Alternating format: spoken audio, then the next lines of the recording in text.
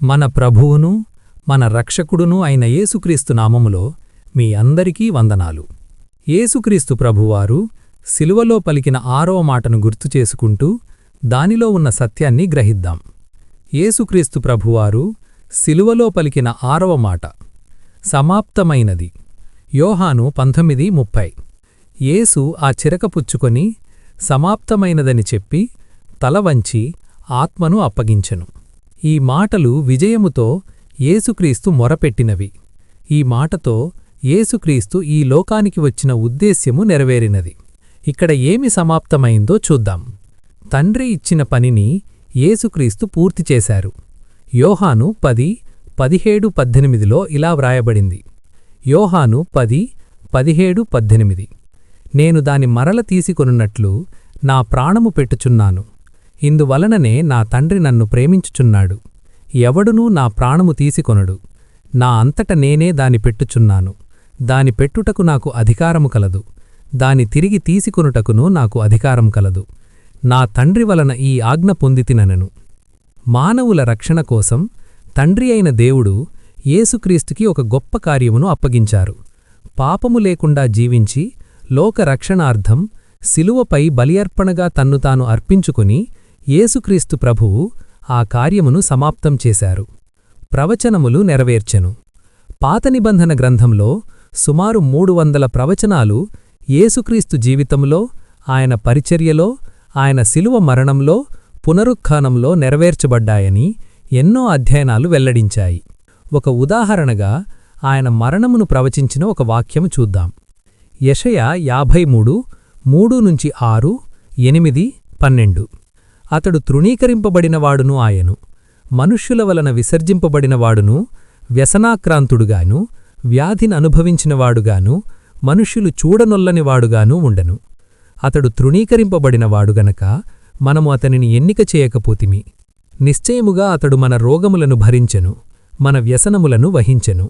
అయినను మొత్తబడినవానిగాను, దేవుని వలన బాధింపబడినవానిగాను, శ్రమనుందినవానిగాను మనమతనిని ఎంచితిమి.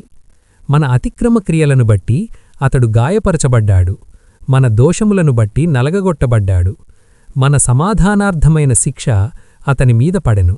అతడు పొందిన దెబ్బలచేత మనకు స్వస్థత కలుగుచున్నది.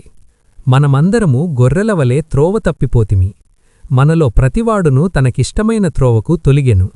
యెహోవా మనందరి దోషమును అతనిమీద మోపెను. అన్యాయపు తీర్పు నొందినవాడై అతడు కొనిపోవబడ్డాడు. అతడు నా జనుల అతిక్రమమును బట్టి మొత్తబడ్డాడుగదా. సజీవుల భూమిలో నుండి అతడు కొట్టివేయబడ్డాడు. అయినను అతని తరమువారిలో ఈ సంగతి ఆలోచించినవారెవరు? కావున గొప్పవారితో నేను అతనికి పాలు పంచిపెడతాను. ఘనులతో కలిసి అతడు కొళ్లసొమ్ము విభాగించుకును. ఏలయనగా మరణమునొందునట్లు అతడు తన ప్రాణమును ధారపోసెను. అతిక్రమము చేయువారిలో ఎంచబడినవాడాయను. అనేకుల పాపమును భరించుచు తిరుగుబాటు చేసిన వారిని గూర్చి విజ్ఞాపనము చేసెను. ఈ ప్రవచనాల ద్వారా పాపము నుండి ప్రజలను రక్షించడానికి ఒక రక్షకుణ్ణి ప్రసాదిస్తానని దేవుడు వాగ్దానం చేశారు. ఆ వాగ్దానం యేసుక్రీస్తులో నెరవేరినది. క్రిందవచనములు కూడా దానిని ధృవీకరిస్తాయి. 1 పేతురు 2:24. మనము పాపముల విషయమై చనిపోయి నీతి విషయమై జీవించునట్లు ఆయన తానే తన శరీరమందు మన పాపములను మ్రానుమీద మోసికొనెను. ఆయన పొందిన గాయముల చేత మీరు స్వస్థత నొందితిరి. 1 కొరింథీయులకు 15:3-4. నాకియ్యబడిన ఉపదేశమును మొదటి మీకు అప్పగించితిని. అదేమనగా లేఖనముల ప్రకారము క్రీస్తు మన పాపముల నిమిత్తం మృతి పొందెను, సమాధి చేయబడ్డాడు, లేఖనముల ప్రకారము 3వ దినమున లేపబడ్డాడు. సాతానుపై విజయం. శిలువపై యేసుక్రీస్తు ప్రభువు ముగించిన మరియొకటి సాతానుపై విజయం. 1 యోహాను 3:8 ఇలా ఉంటుంది. యేసుక్రీస్తు ఆ పని శిలువపై ముగించారు. 1 యోహాను 3:8. అపవాది మొదటి నుండి పాపము చేయుచున్నాడు గనక పాపము చేయువాడు అపవాది సంబంధి. అపవాది యొక్క క్రియలను లయపరచుటకే దేవుని కుమారుడు ప్రత్యక్షమాయెను. ఆదికాండము 3:15. మరియు నీకును స్త్రీకి, నీ సంతానమునకును ఆమె సంతానమునకును వైరము కలుగజేసెదను. అది నిన్ను తలమీద కొట్టును, నీవు దానిని మడిమెమీద కొట్టుదువని చెప్పెను. శిలువపై యేసుక్రీస్తు ప్రభువు సాతానుపై విజయం సాధించారు. యేసుక్రీస్తు తన పనిని సంపూర్తి చేశారు.